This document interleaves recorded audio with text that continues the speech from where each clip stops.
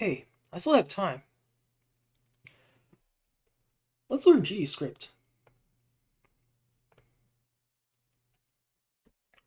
Our robot's health is always between 0 and 100, but as our robot fights, we want to increase its strength and toughness. When a character levels up, it might do more damage to enemies, gain new abilities, or, in our case, gain more health. We define a level variable to keep track of the robot. God. We define a level variable to keep track of the level of the robot.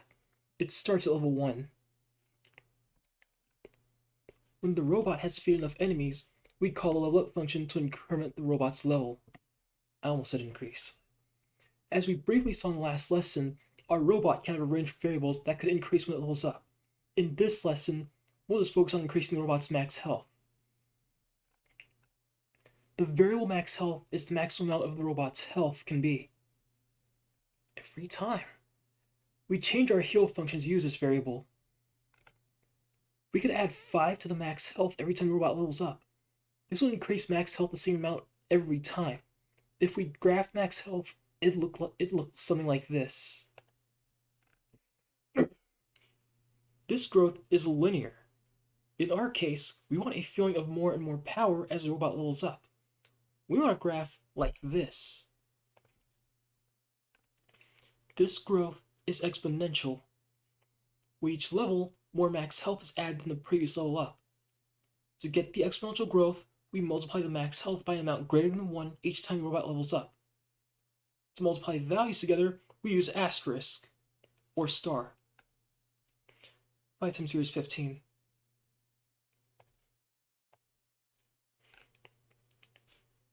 15 times 2 is 30. We can use star equals in the same way as minus equals and plus equals. Let's level up our robot and add exponential growth to max health. In the practices, we will increase the robot's max health and add a special ability to our robot to make it extra tough at high levels.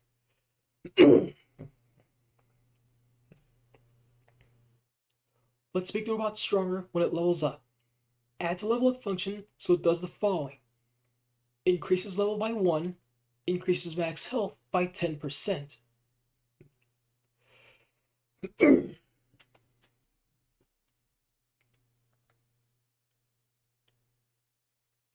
answer is right here. If this were 1.0, it'd be 100. But they said increase it by 10%. So that's why it would be 1.1. The 0.1 is the extra 10%.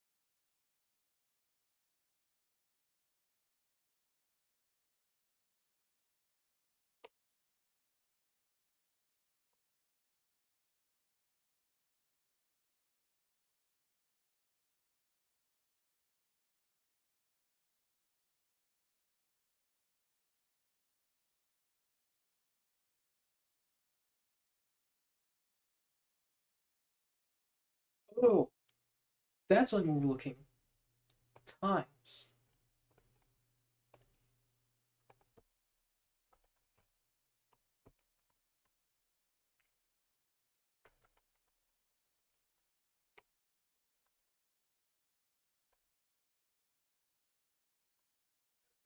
When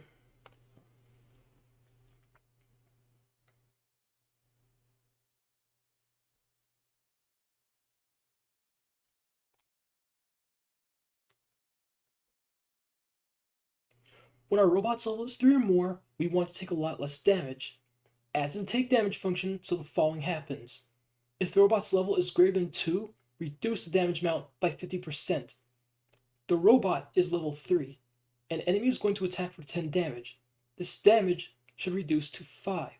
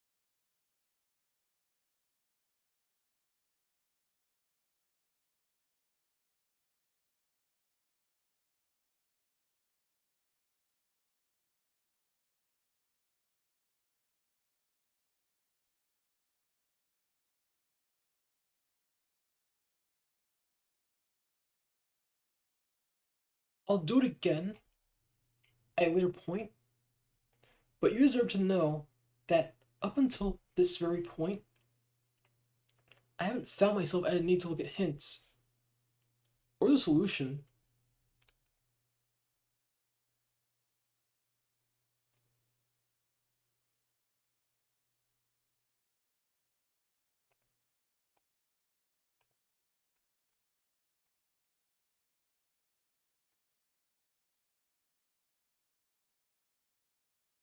It says use an if statement at the top of the function.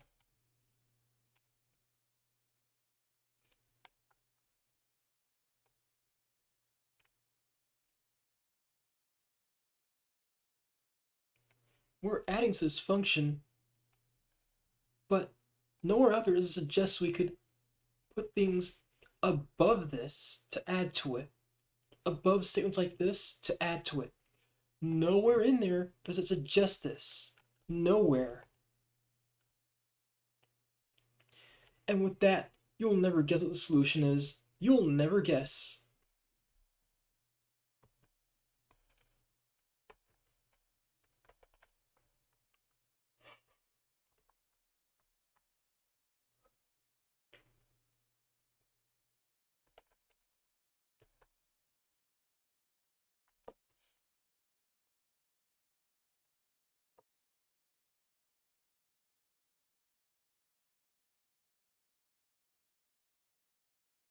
All because we overlooked one detail.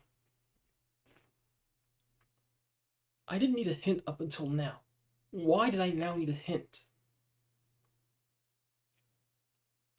But due to that hint, this whole thing gets a pass. Only because of what comes next.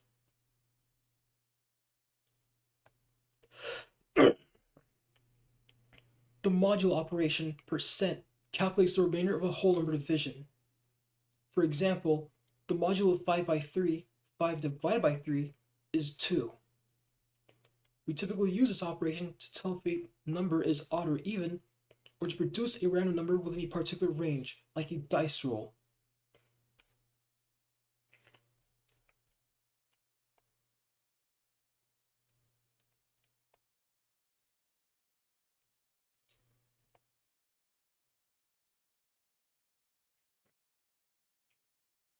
What is the result of this modulo operation?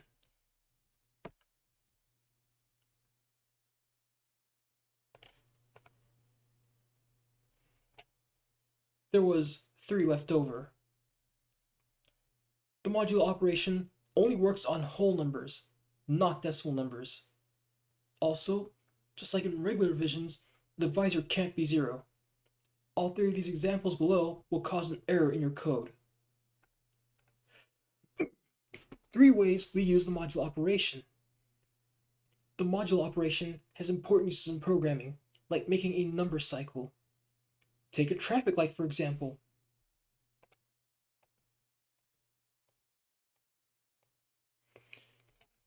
We use the number light index to represent the traffic light's current state. The lights always cycle in the same way. First, we have the red light, then the yellow, then the green. To represent that cycle, you can periodically add 1 to the number and use the modulo operator to wrap back to 0. Instead, you can use a condition. In this case, we use the modulo as a shortcut.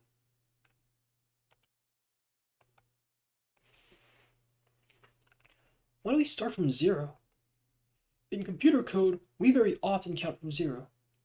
Every number translates to a precise combination of bits in the machine, starting from 0. We don't want to waste any number, and as the first number the computer knows about is 0, we start counting from 0. Using modulo to find even and odd numbers. We can also use a modulo to check if a number is even or odd. If we divide a number by 2 and there's no remainder, then the number is even.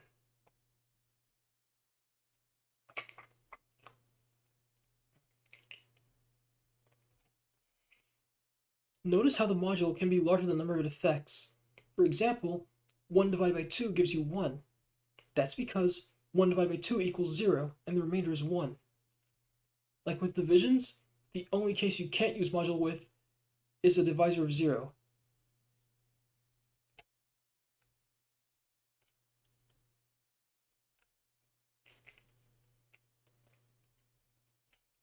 Calculating a random number within a range. We can use the modulo to simulate dice rolls. To do so, we generate a large random number and use the modulo operator to limit the number's range. To generate a random whole number, you can call the randi function. The number stands for random integer. The number the function generates can be huge.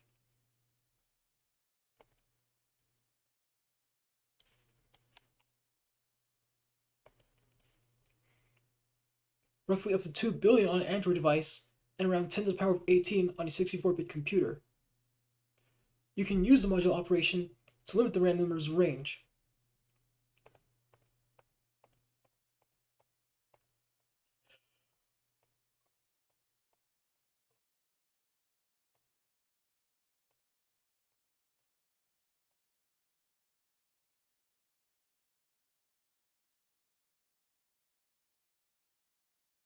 The result is also random because we use the modulo operation on a random number. In the following practices, you'll use a modulo to advance traffic lights, add maximum health to the robot on every odd level, and learn how to code dice rolls.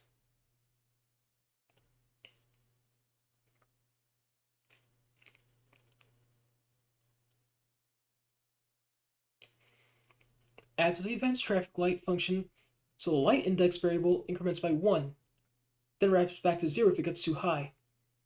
Use the modulo operator percent to make sure the value of light index wraps back to 0. The value of light index should only ever be 0, 1, or 2.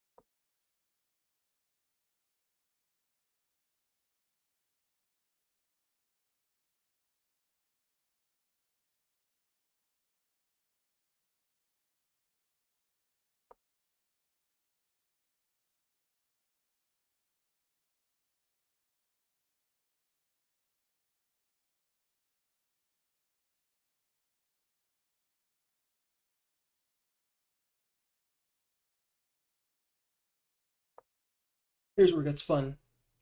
Our dice rolling function doesn't work. Right now, it always gives the result of how many sides the dice has 20. Use randi to generate a random number and the modulo operation percent.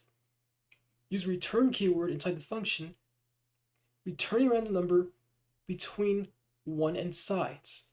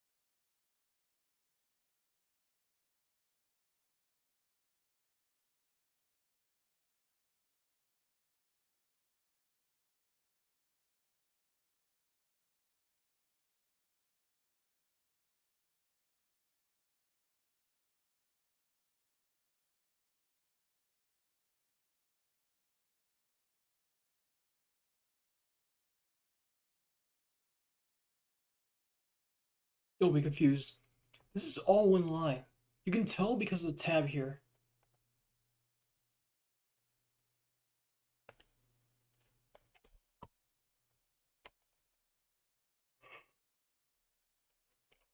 We don't have a choice. Let's look at the hints.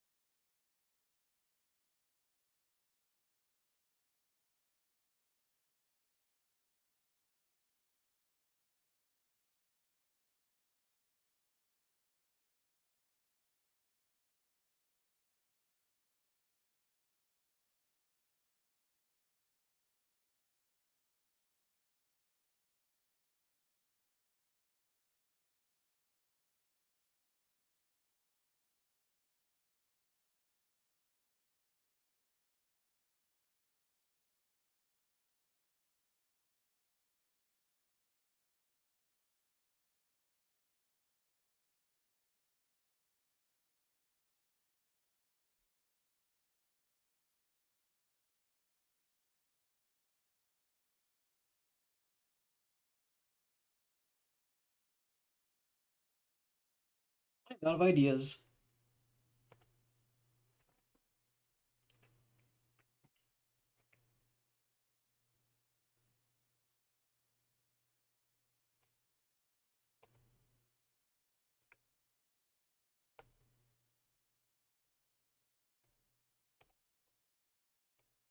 Okay, here's the problem.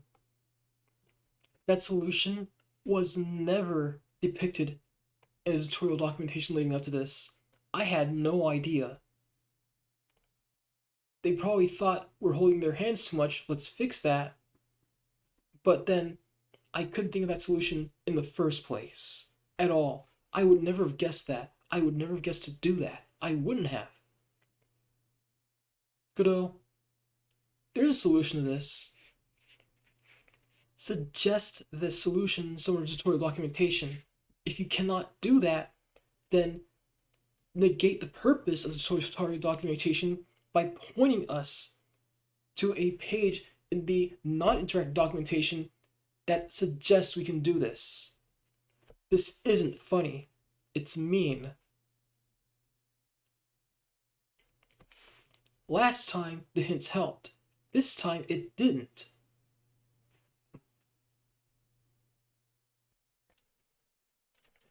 Last time we went over this, I spoke about how the major problem with these tutorial documentations is the solutions are possible, but they don't tell us. Take multiplying, for example. I was right on the dot, except I had to look at a hint to tell me I could put part of the solution elsewhere in what I was trying to do. I could reconfigure my solution. Now, I gave that a free pass for only one reason, because modulo did one worse. There was a particular string of text I needed to enter, but it was shortened. In either case, neither of these possibilities were suggested in the documentation leading up to the puzzle, to which my only two suggestions were to either suggest these in the tutorial documentation or defy the point of the documentation by pointing us to outer documentation that would then tell us that this much was possible.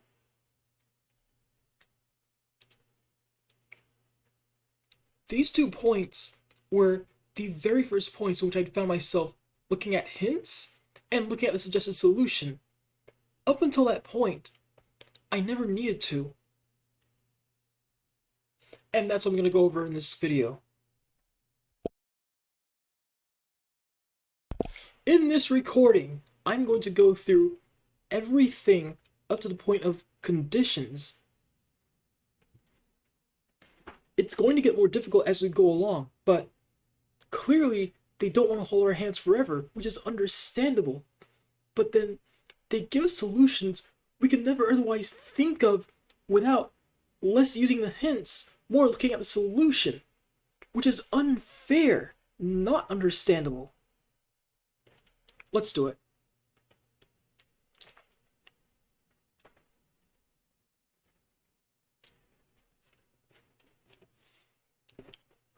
Learning to program can be daunting.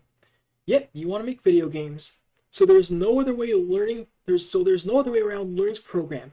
Every video game is a computer program.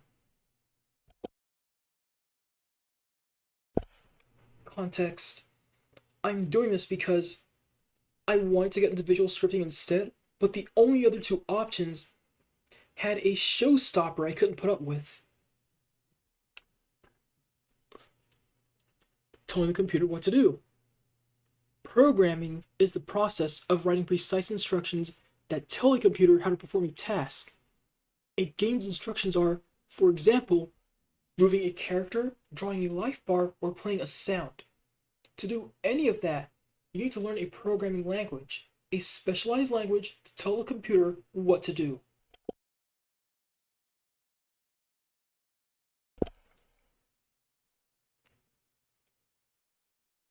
Programming languages are different from natural ones like English or Spanish. The computer does not think. Unlike us, it can't interpret what you tell it. You can't tell something big like draw a circle. Which circle? Where? Which color should it be? How big should it be? The computer needs exact instructions. To draw a filled circle, the computer needs to know exact drawing coordinates, the radius, the thickness, and the color you want. The color to do so may look like this.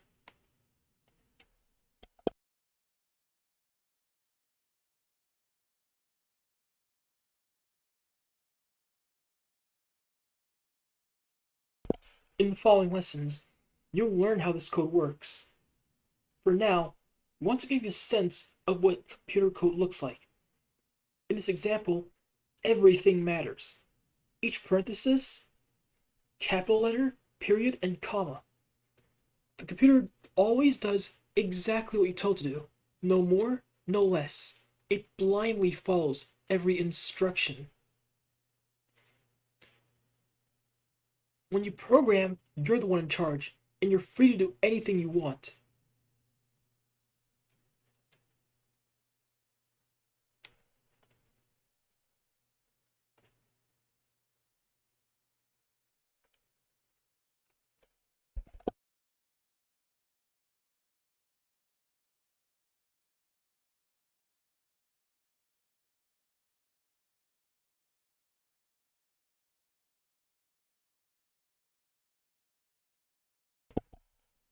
You'll learn to code with GDScript.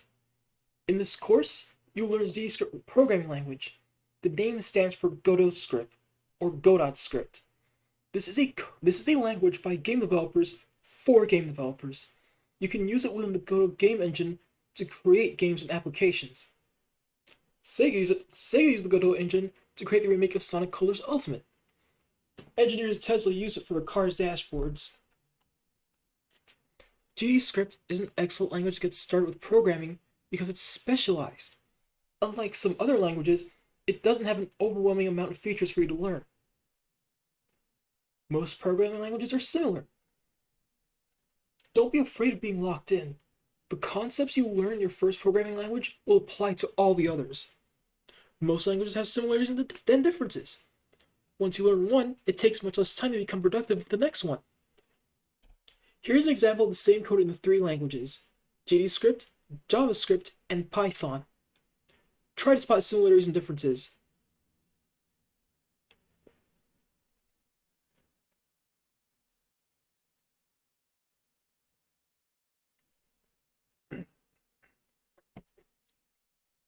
Doesn't look that different, does it? Are programming languages all completely different?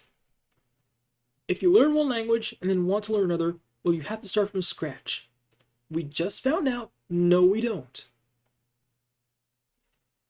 Most programming languages are built upon the same ideas of how to program. As a result, they're mostly similar. It's not to say all languages are the same though. Some offer a really unique syntax and require a completely different mindset compared to GDScript. However, languages like GDScript, Python, JavaScript, C++, C#, and many others build upon a similar programming philosophy. This is a course for beginners.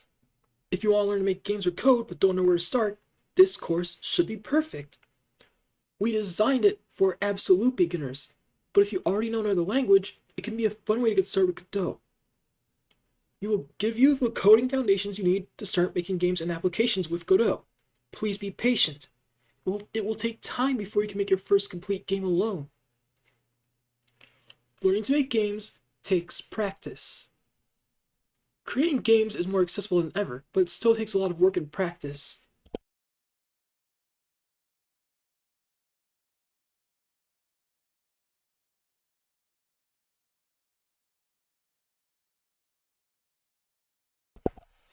Do not expect any single course or book you turn to turn you into a professional. Programming is something you learn through practice. If something doesn't make immediate sense, don't stress it too much. Keep learning and come back to it later. Enjoy the process and celebrate every little success. You will never stop learning as a game developer. What and how you learn. In this free course, you will learn foundations you need to start coding things like these. Along the way, we'll teach you some of the mindset you need as a developer. Too many programming courses skip that essential part. How to write GDScript code. Essential programming foundations to get you started.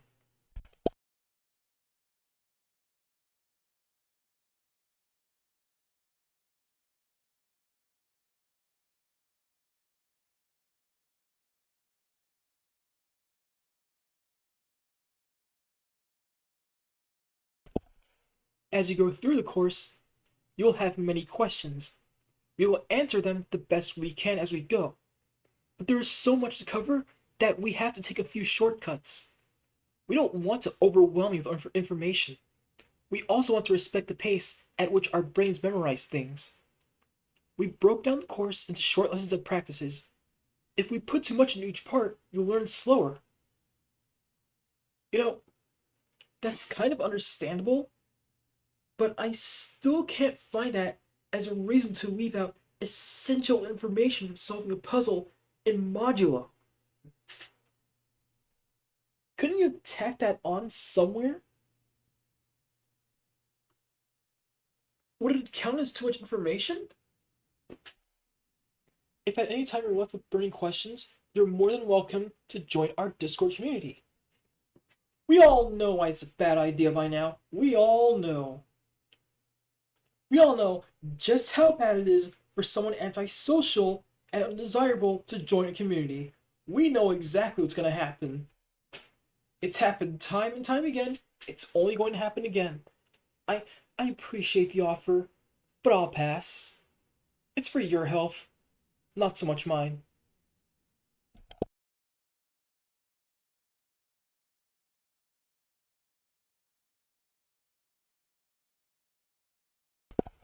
Programming is a skill, so to get good at it, you must practice. It is why we built this app. Each lesson is followed by an interactive practice to use what you learned. Speaking of which, it's time to look at the practice screen. To continue, click the practice button below. It will give you a short run through of how practices work.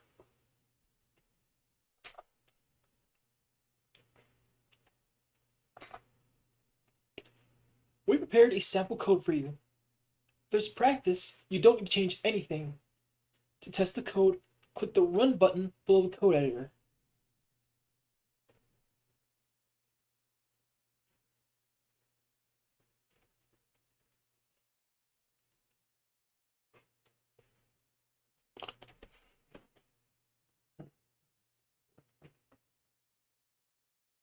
Your first error. When you program, you are bound to run into errors. Tons of them. But you shouldn't worry. On the computer, errors are a good thing. You will encounter errors, and that's okay. Every programmer does, especially professionals. At school, maybe you learn that mistakes are a bad thing. Yeah, a bunch. When you code something, it's not the case. Errors help you write correct programs because they show you what is wrong in your programs. A code error looks like this. It's a message that tells you some bit of your code doesn't work.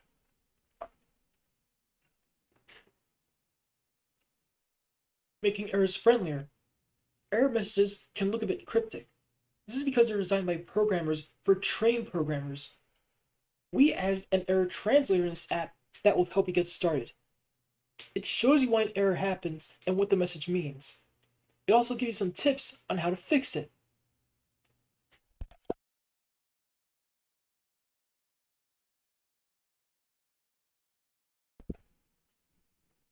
The meaning of meaning is because I'm coughing a bunch.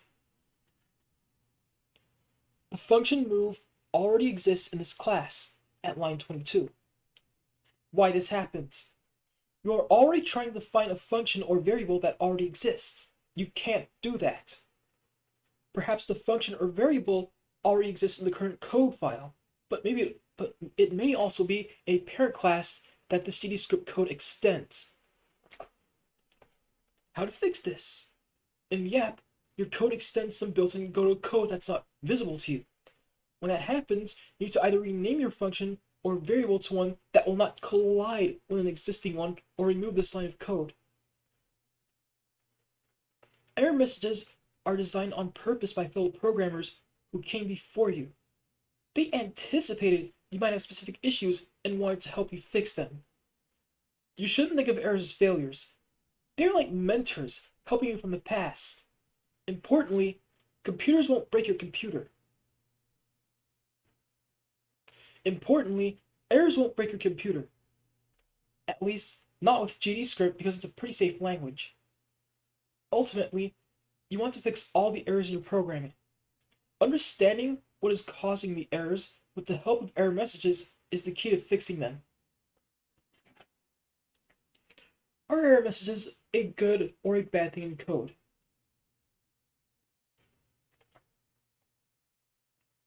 Error messages are here to help you. Pay attention to them and do your best to read and understand them. With experience, you'll learn to make your code work more reliably thanks to error messages. Okay, let's see an error in action. Once again, click the practice button below to face your first real error.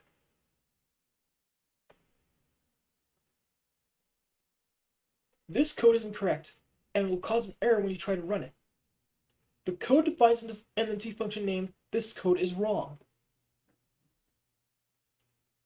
To work, the function should use the return keyword, but this keyword is currently inside a comment, which the computer ignores. Test the current code by pressing the run button. Then, remove the comment sign to make the code valid. Be careful not to remove the spacing before return. Otherwise, you will cause another error. You may try that till you feel like it.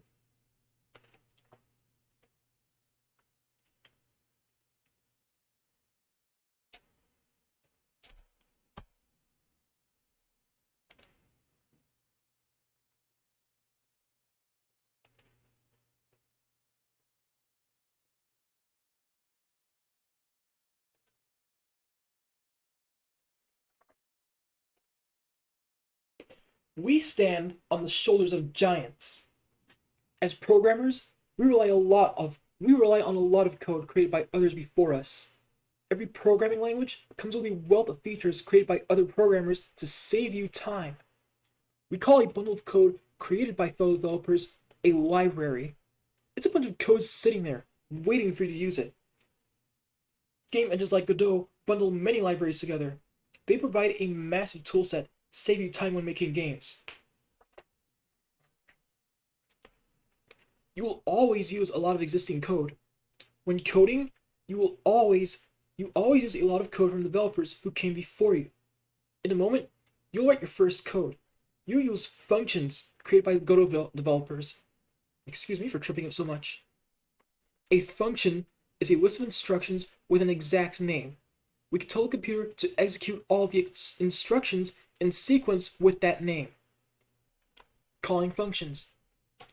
When you tell the computer to execute a function, we say you call the function. To call a function, you write its exact name followed by an open and close parenthesis. To call the function named show, you would write show. In Godot, calling show makes something visible, like a character or item. The complementary hide function hides the entity. Once an entity is visible, calling show again doesn't have any effect. Similarly, once you hide something, calling hide again doesn't change anything.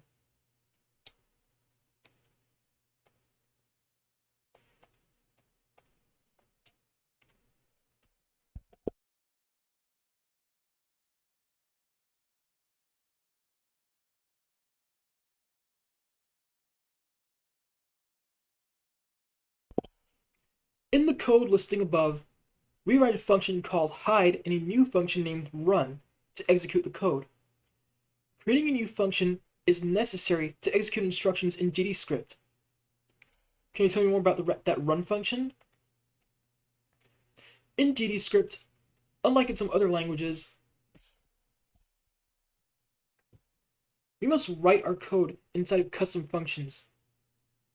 You will learn what functions are and how they work in great detail in the course. But here's a quick look at them if you're curious.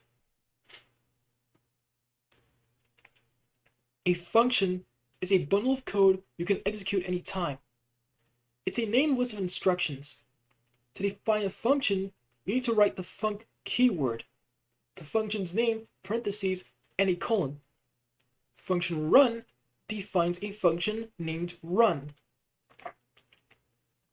You then go to the next line and write the function's body. That's the instructions of the function. Notice how each instruction starts with a leading tab character. The computer uses that to know which lines are part of the function. Throughout the course, you will see many functions called run. Those are functions we created to give you interactive examples. Function arguments. We use parentheses to call functions because you can give the function arguments inside the parentheses when calling it. Here's a sprite standing straight. If we call the rotate 0.3 function, the character's sprite will turn by 0.3 radians.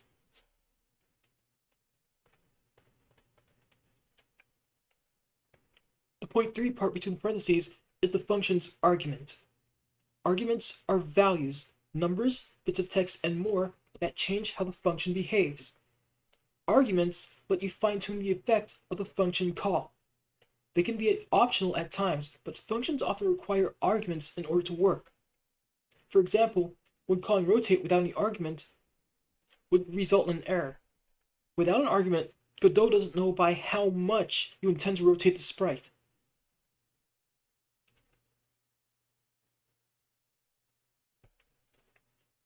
Don't worry about memorizing what arguments each function requires or accepts. As a programmer, the documentation will always be close by for you to refer to. Finally, notice how we use a dot in the number 0.3 above. You need to use a dot like this to represent decimal numbers. You can't use commas as they have a different purpose in code.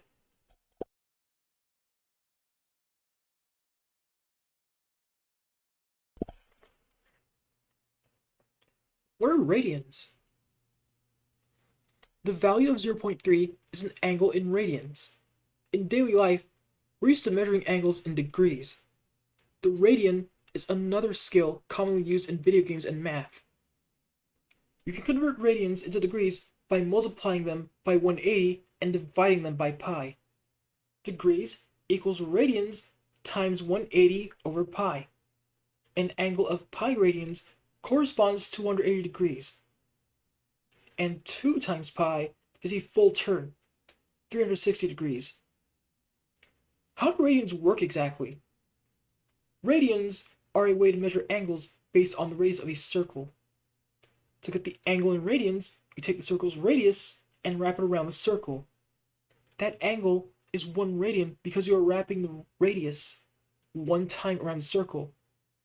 Because the perimeter of a circle is 2 times pi times radius, a full turn, 360 degrees, corresponds to 2 times pi radians. You need to wrap the radius of a circle 2 times pi times around the circle to make a full circle. What does the code do? What does the code below do? Select all that apply.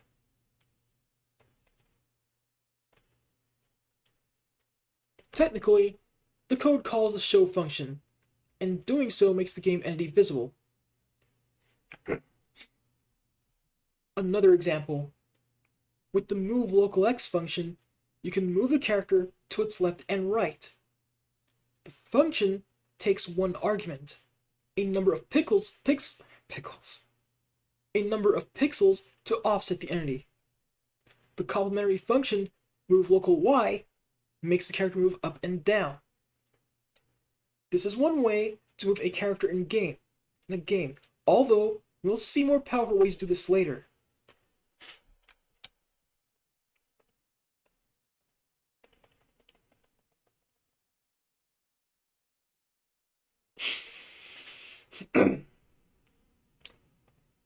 Y move local y20 moves the character down. With positive values, the code above moves the robot to the right and down. This is probably different than what you studied at school. In math classes, the horizontal axis points to the right, like here, but the vertical axis points up. In video games, and generally in 2D computer graphics, the vertical axis points down instead. So whenever you move something on the y-axis with a positive value, it'll move down. How do you call a function? What is the syntax you use to call a function in general?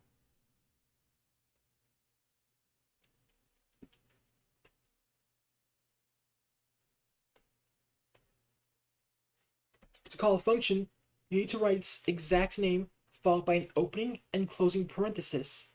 If the function requires one or more arguments, you can add them inside the parentheses. Whenever you need to do that, or whether you need to do that or not, depends on the function.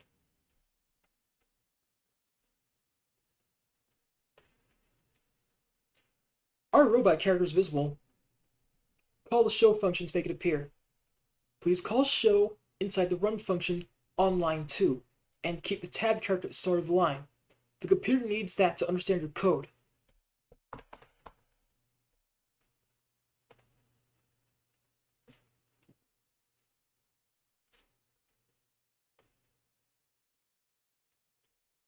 The robot was turned by minus 0.5 radians. You need to make it upright by calling the rotate function. Please call rotate inside the run function on line 2 and keep the tab character at the start of the line. The computer needs that to understand your code.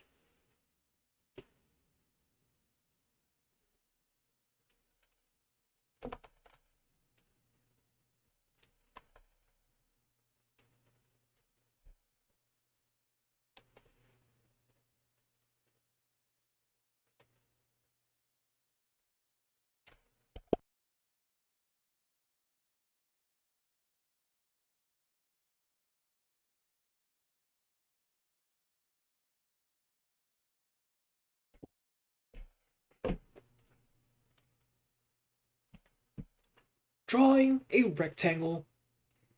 We'll use code created by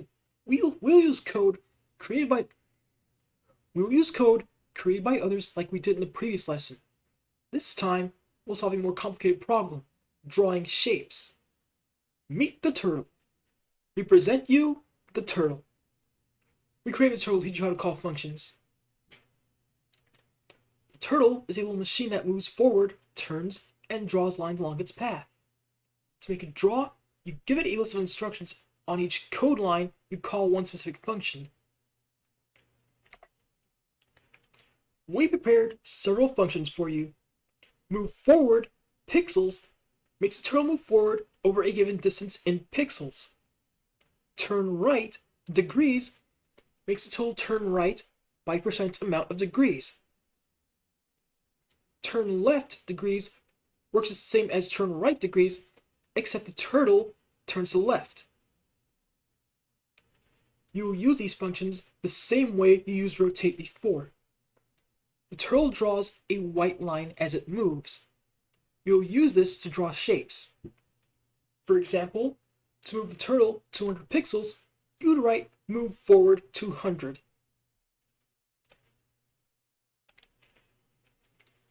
The functions turn left and turn right work the same.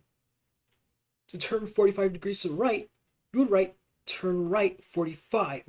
If we call turn right, the turtle turns 45 degrees to the right before moving on to the next instruction.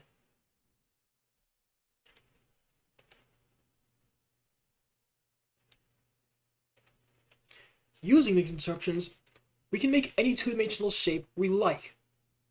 Try to understand the example below. In the next practice, you'll use the functions we saw above to first draw a corner, then a rectangle like this one.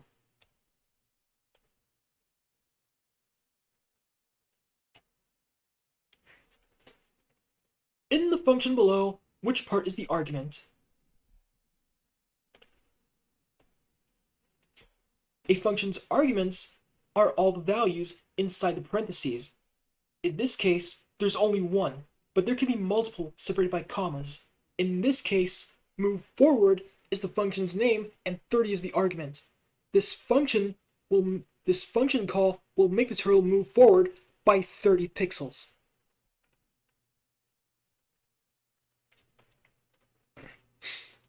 In this practice, we'll tell the turtle to draw a corner.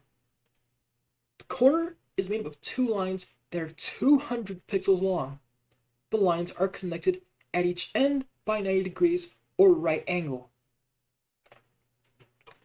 The move forward and turn right functions to the right draw a corner, but they're missing some parameters. Add the missing parameters so the turtle moves forward 200 pixels, turns right 90 degrees, then moves forward again 200 pixels. We add the first parameter for you so the turtle moves forward 200 pixels. In the following practices, we'll draw multiple corners to create rectangles.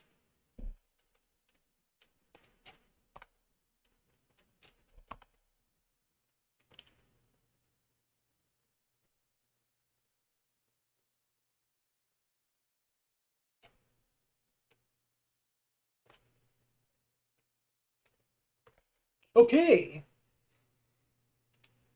Add the correct parameters so the functions move forward and turn right to draw a rectangle with a width of 200 pixels and a height of 120 pixels. We wrote the first parameter for you. In the next practice, you'll use the same functions to draw a bigger rectangle.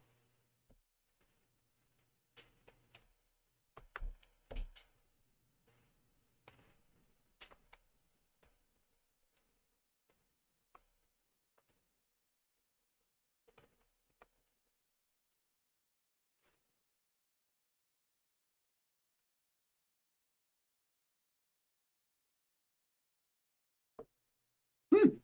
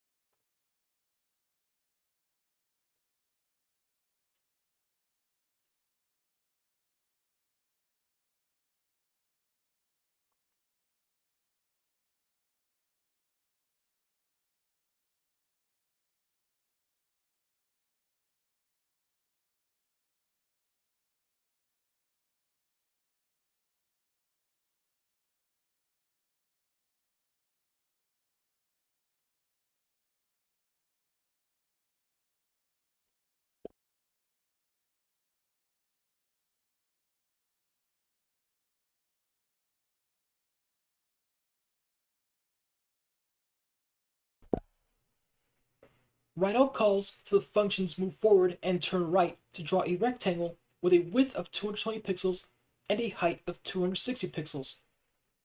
We wrote the first two lines for you. Be sure to write each instruction on a separate line. Each line should start with one tab character so the computer understands it's part of the draw rectangle function.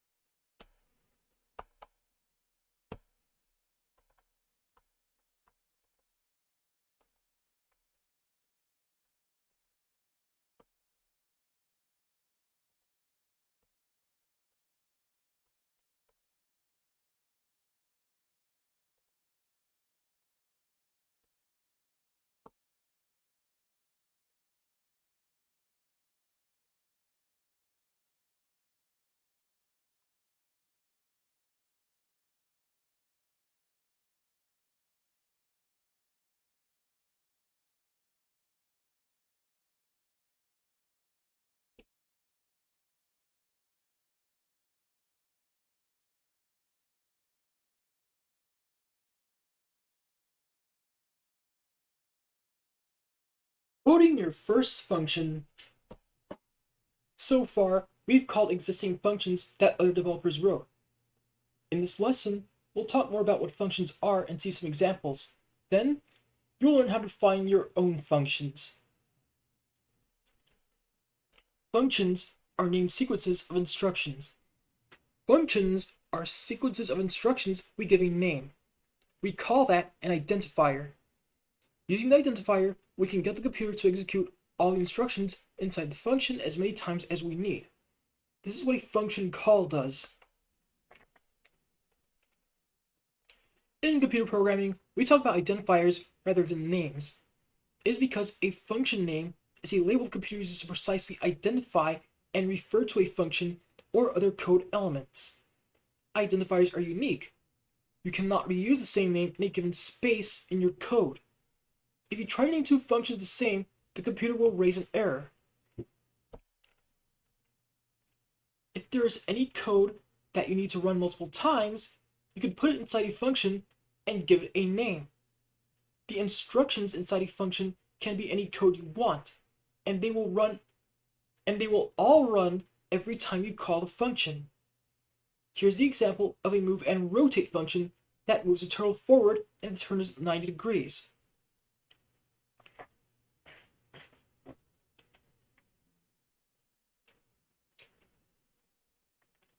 The move and rotate function consists of two instructions, each on a separate line.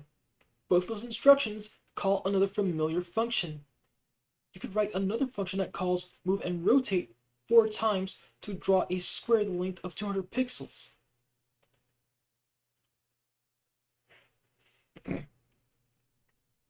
Every time you call move and rotate, the two functions move forward and turn right are called in sequence. In this simple example, it may not feel super useful. Here's a more useful and realistic one, a function to draw any square. The following function uses parameters, which we will explore in the next lesson.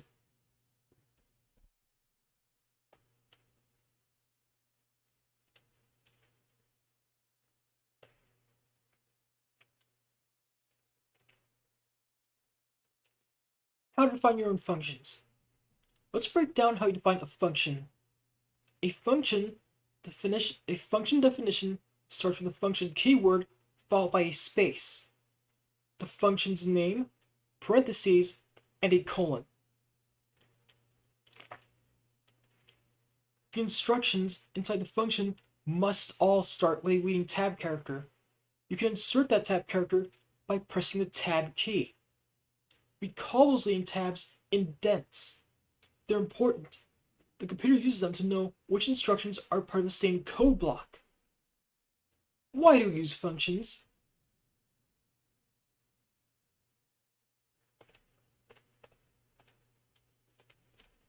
Functions are a group of instructions we use every time we call a function. Because we give functions a name, they also allow us to name a set of instructions, which is handy. Names and codes have rules. Function identifiers cannot contain spaces. In general, names in programming languages cannot contain spaces. The computer uses spaces to detect the separation between different keywords and identifiers. Instead of spaces, in GDScript, we use underscores.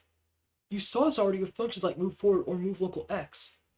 This is the convention we follow in GDScript. There's another convention programmers use in some other programming languages. Instead of using underscores, they start words with capital letters except the first one. With that convention, you'd write function names like move forward or move local x. Identifiers also have to start with a letter or an underscore. You can't begin with a number, but you can use numbers after the first character. Which of the following names are valid function names? Select all that apply.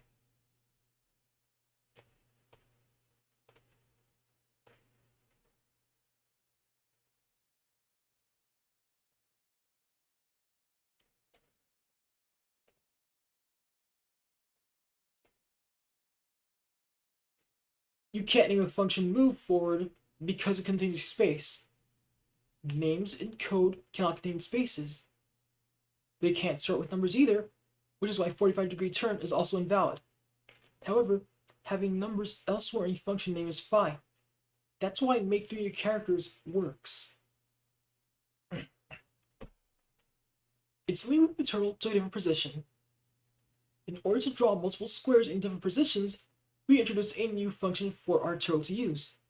The jump function picks up the turtle and places it relative to where it is. So calling jump minus 150 moves the turtle by 100 pixels to the left and 50 pixels down without drawing any lines.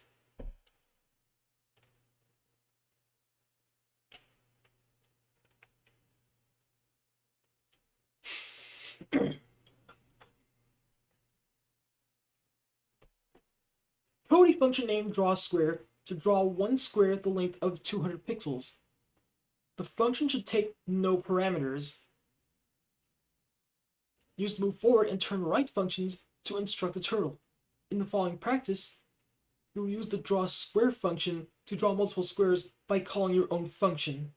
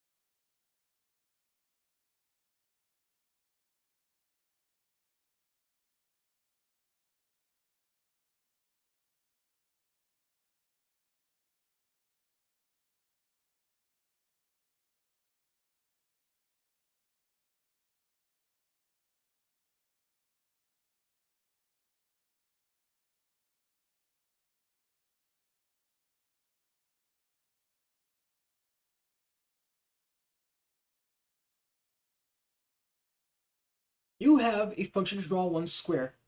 Draw a square. Use it to draw 3 squares. We already created drawSquare for you. Create a function named draw 3 squares that calls drawSquare 3 times. If you just call a function, all 3 squares will overlap. To stack them diagonally, call jump 300 300 between 2 calls to draw square. Calling jump 300 300 makes the turtle jump by 300 pixels to the right and 300 pixels down without drawing any lines.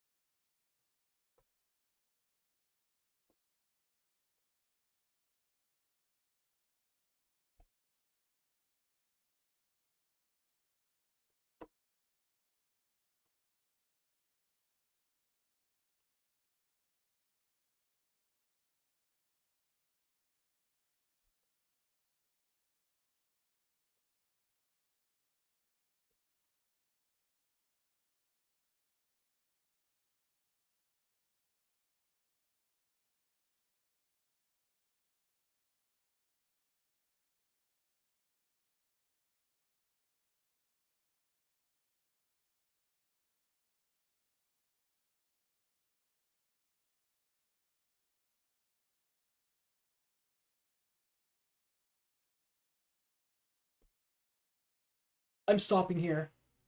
I have to do other things. There's something I really need to do before it's too late. But I will continue this at a later point. For me, it will be about a day or so. For you, since I'm tacking all these videos together, it will be mere seconds. Excuse me. In the previous part, we created a function to draw a square of fixed size. This function is a bit limiting.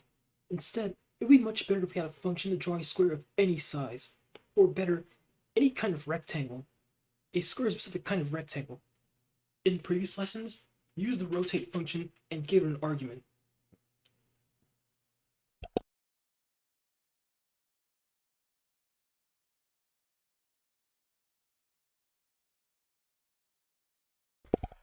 Just like rotate, we can also give our function parameters. Parameters are labels you give to values passed to the function. Can I rotate in both directions? The radians can be a positive or negative number, which allows you to rotate both clockwise and counterclockwise. For now, please focus on the first line. Function rotate radians. When you call rotate 0.5, the computer binds value 0.5 to label radians. Wherever the computer sees identify radians inside the function, it replaces it with the 0.5 value.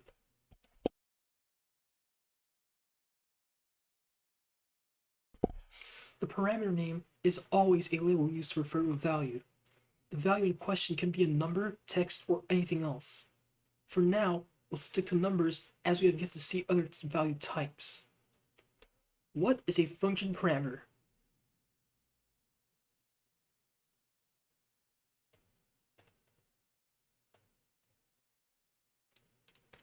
A parameter is a label that represents a value. The value in question can change.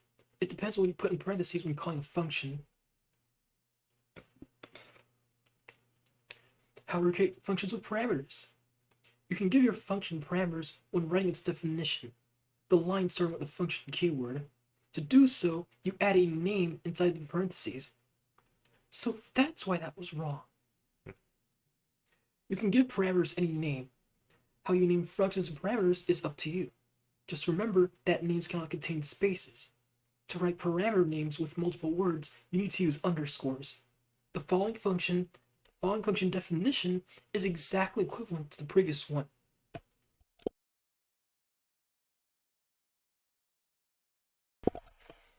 Parameters make your code easier to reuse. Here's an example of a function to draw any square. Use the slider to change its value past this function and draw squares of different sizes.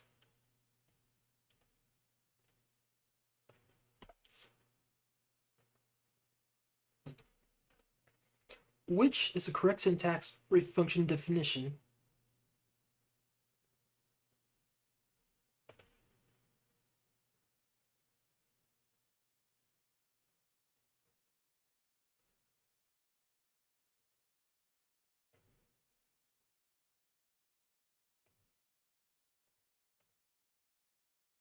To define a function, you need to start with the function keyword followed by space, the function name, and optional parameters inside the parentheses. You must end the line with a colon, which defines a new code block. We'll see moving forward that keywords other than the function require a colon at the end of the line. Functions can have multiple parameters. You can use multiple parameters in a function. In fact, you can use as many as you need. To separate function parameters, you need to write a comma between them. Must I write spaces between function parameters? In a function definition, you must have a space between the function keyword and the function name. However, because we use the comma to separate parameters, it doesn't matter if you use spaces between parameters. As long as you have the comma, either syntax is correct. We often use spaces after the comma for readability. The following example defines a function that uses two parameters to move an entity on both the y and x axes. How should I make my functions parameters? The names of functions, parameters, or other things in your code are entirely up to you. They are written by us programmers for other programmers. You want to use the names that make the most sense to you and fellow programmers. You could absolutely write single letter names in math, like in math classes, A, B, F. You can also write abbreviated names like position for position, background for background, and so on. Many programmers do either or both of the above. At GDScript, we favor complete and explicit names. We generally try to write code that is explicit and relatively easy to read. Right now, you have to enter every letter when you code, so long names may feel inconvenient. However, this is good for learning. It trains your fingers to type precisely. Then, after you finish this course, you'll see that the computer assists you a lot when you code real games with a feature called auto-completion. Based on a few characters you type, it will offer you complete longer names.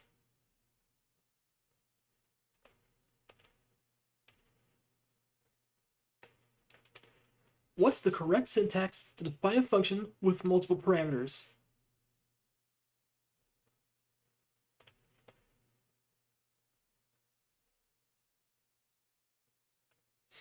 Now it's your turn to create a function with multiple parameters, a function to draw rectangles of any size.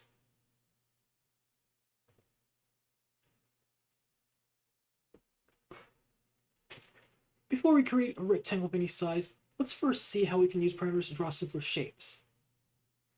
Here, we have an incomplete function that will draw corners with lines of any length, but it's missing its length parameter. The function will move the turtle an amount defined by parameter length, turn 90 degrees, then move forward length pixels. Complete the draw corner function so it uses the length parameter to draw corners.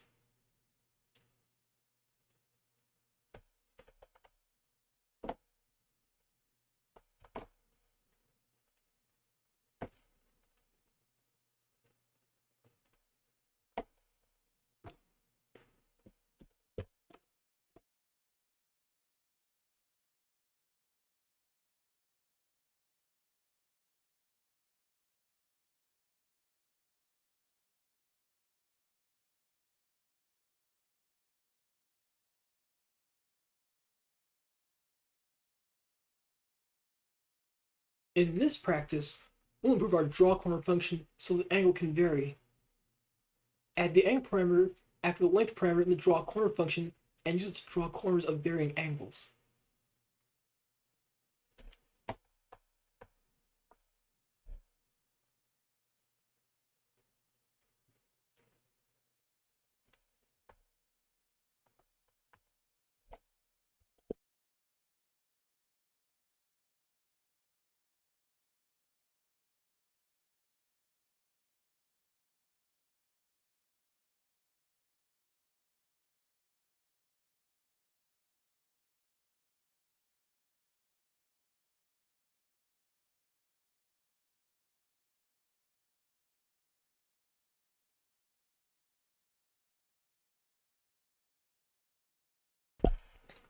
We want a function to draw squares of any size.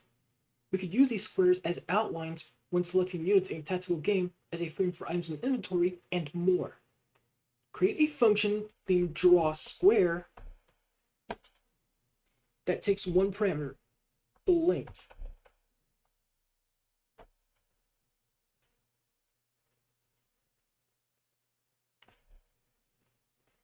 The turtle should face towards the right when starting or completing a square. Be sure to call turn right 90 enough times in your function to do so.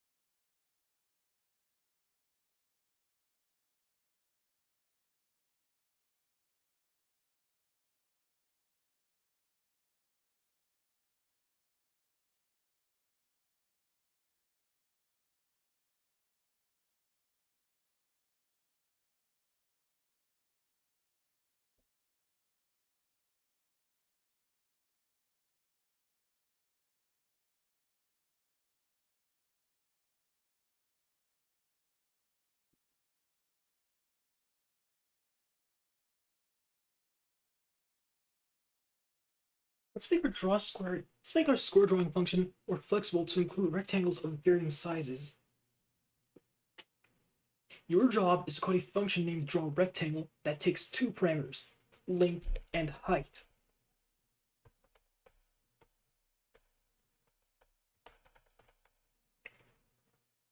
The turtle should face towards right when starting or completing a rectangle. Note that we can still draw a square with drawRectangle by having length and height equal the same value.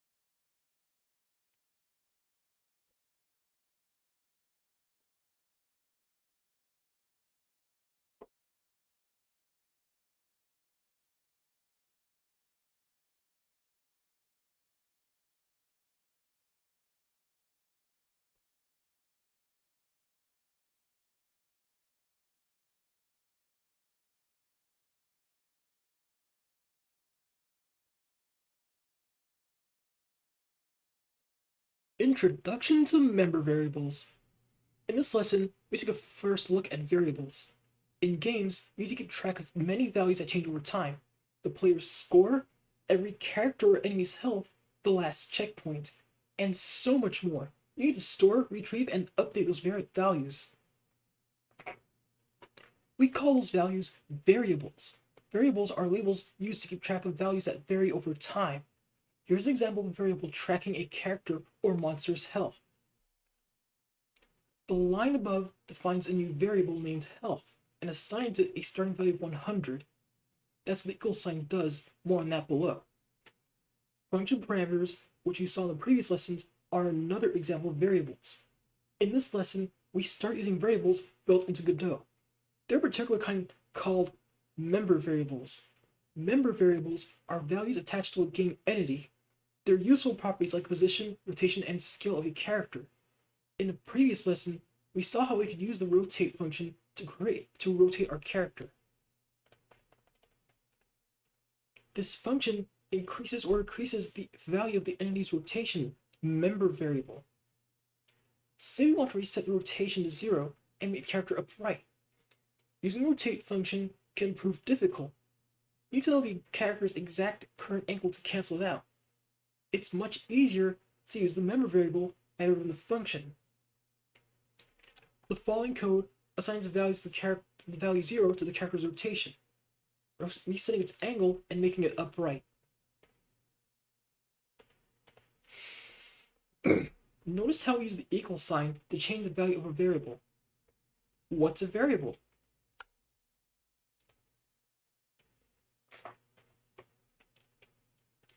Variables are labels used to access values that change over time. You can also use them to put a name on a value you want to reuse throughout your code. It makes your code easier to read and to change. Accessing subvariables with a dot. In video games, you'll see many member variables that have sub-values. For example, the position we mentioned has two coordinates, x and y. It's the same for the scale. It has x and y subvariables. They respectively control the horizontal and vertical size of the game's entity. To access those x and y subcomponents, you add a dot after the variable name. The code below places the entity at 180 pixels on the x-axis and 220 pixels on the y-axis. Notice how we use the equal sign to assign numbers on the right to the subvariables on the left. Unlike in math, in computer programming, the equal sign does not mean is equal to. Instead, it means assign the result of the expression on the right to a variable on the left. We assign values so often in code that we prefer to reserve the equal sign for that. In games, the y-axis is positive going down. Note that in games, assuming your character position starts at 0, 0, the code above moves the entity 180 pixels to the right and 120 pixels down. In math, the y-axis is generally positive going up by convention. The convention is the opposite in video games and many computer applications. The y-axis is positive going down. Why does the y-axis point downwards? This may be confusing if you only saw the y-axis pointing up in math classes. However, in math, axes can go in any direction. They don't even have to be perpendicular. On the computer, the position 0, 0 happens to correspond to the top left of your computer screen. It then makes sense for the coordinates to be positive when going towards the bottom right corner. This leads to another question. Why is position 0 the top left of the screen? This is due to the computer and the display's history. They would calculate and display pixels starting on the top left corner and moving towards the bottom right corner. Let's look at one last example before moving on to practice. The following code makes the character 1.5 times its starting size.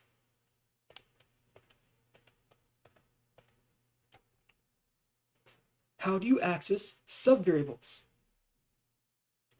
Variables often hold subvalues, like the position has two subvariables, x and y. How would you access the x, for example? To access a subvariable, you need to write a dot between the parent variable name and its subvariable name. For example, to access the x subvariable of the position variable, you'll write position.x. In a future lesson, we'll explain why and how those variables have subvariables. For now, just know that you can use the dot to access them. We'll tell you which variables have subcomponents and what their names are. In the next lessons, you'll create your own variables and do operations on them to add or remove score, health, you name it. For now, let's practice accessing variables.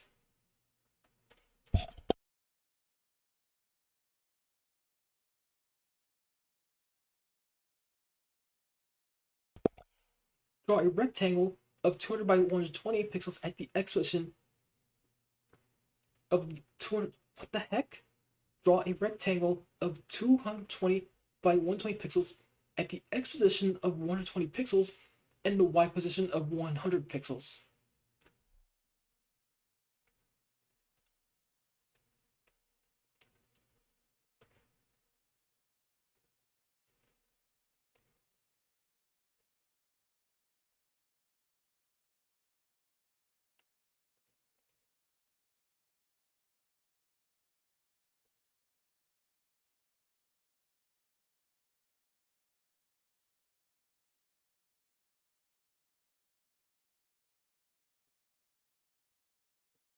Okay, let's draw three squares of size 100 by 100 that are 100 pixels apart on the horizontal axis.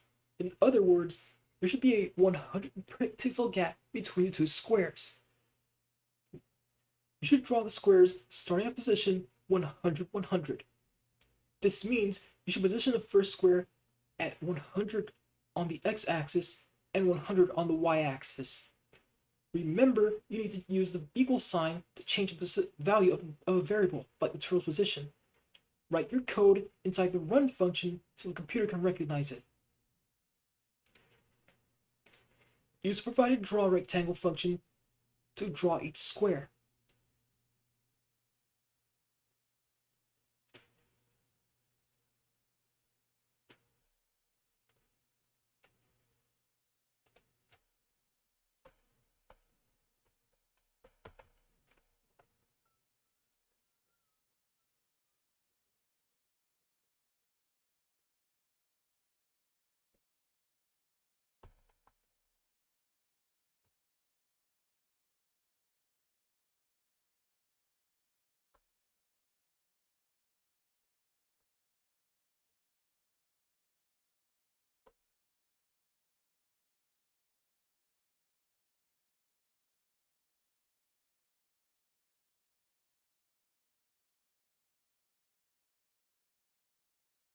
Holy crap, suck.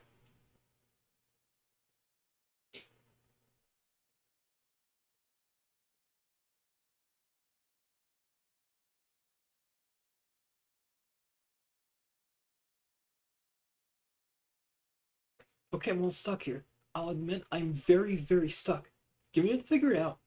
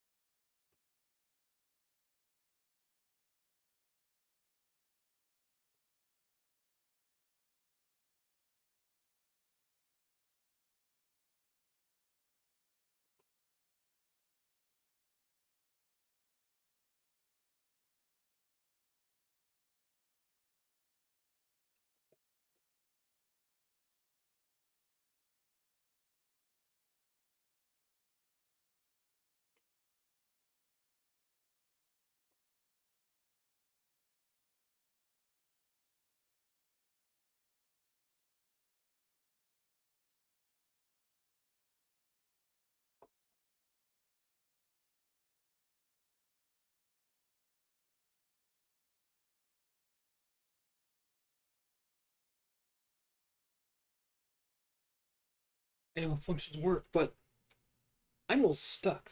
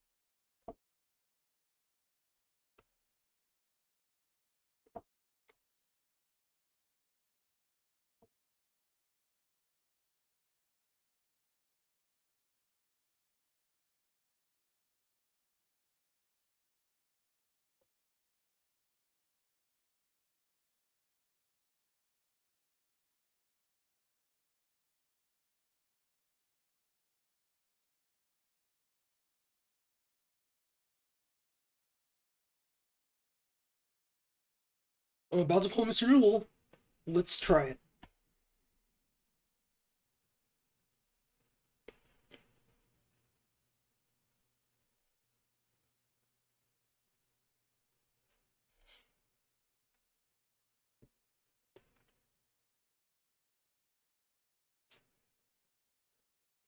Oh.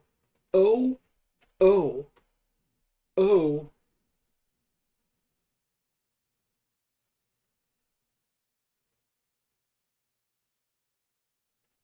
Oh. I almost pulled Mr. Noodle. Thank you for putting the documentation in here. Thank you. Oh my god, thank you. Thank you. Oh boy.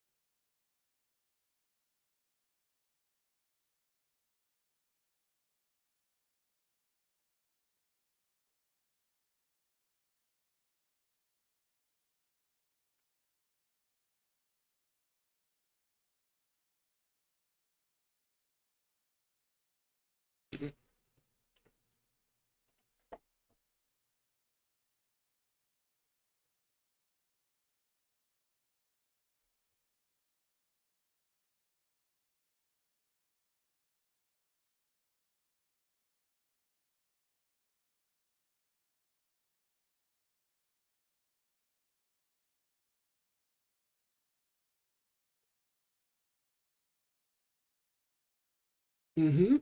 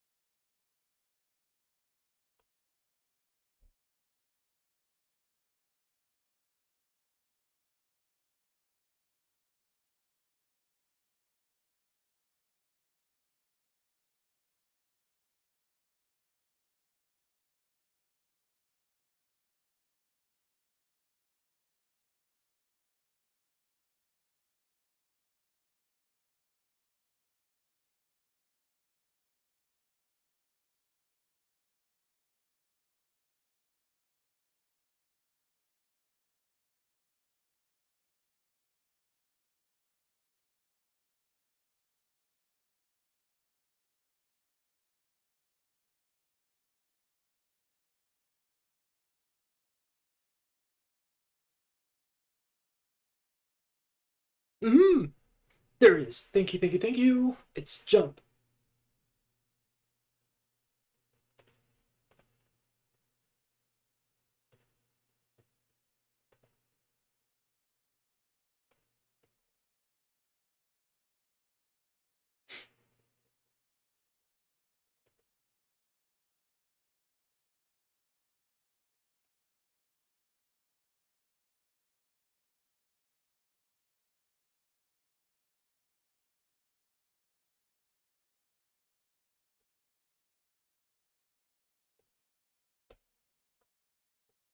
Do I put it in here though?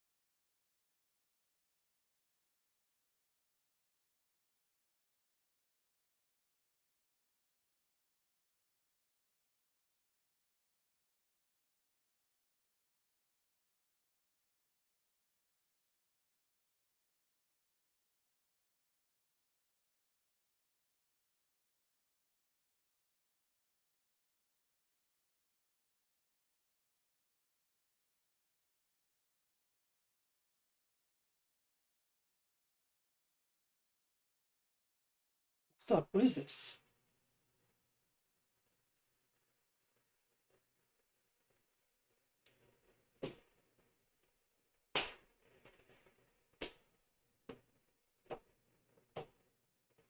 This doesn't make sense.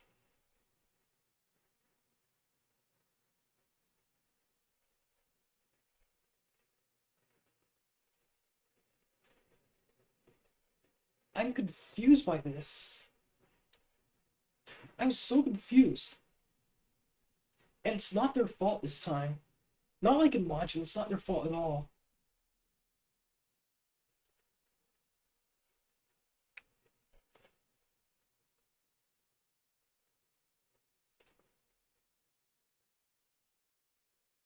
So I had position X and Y correct. Can I have used jump instead?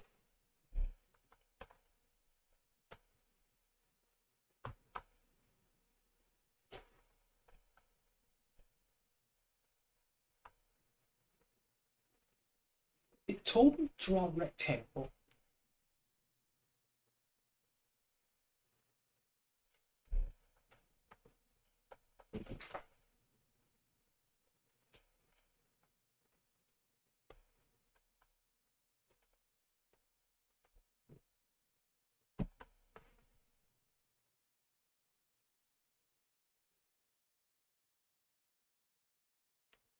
So that's what I was doing wrong. So is that what I was doing wrong?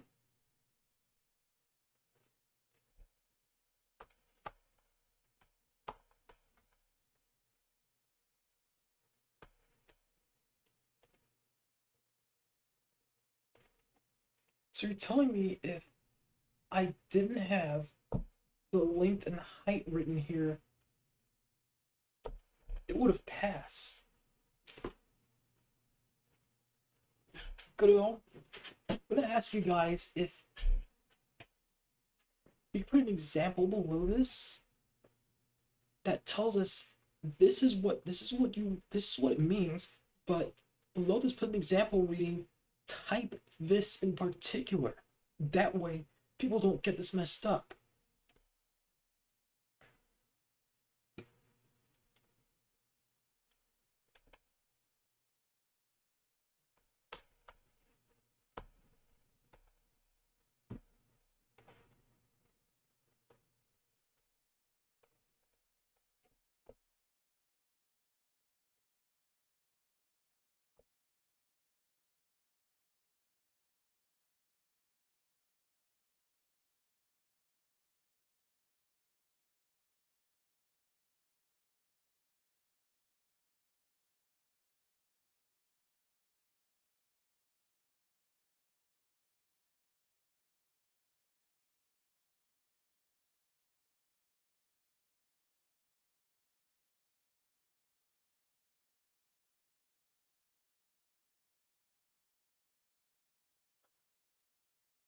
I don't think expecting you to do that.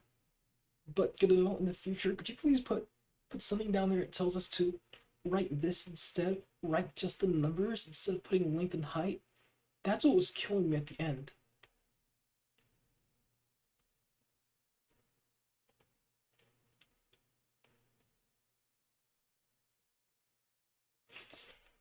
This is a video cut.